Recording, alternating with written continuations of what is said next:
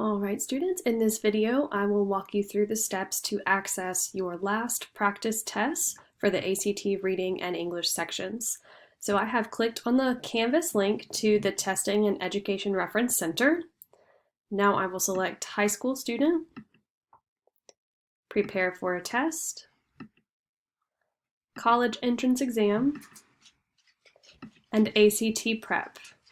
From this point, I will click ACT Online Course and Start Now.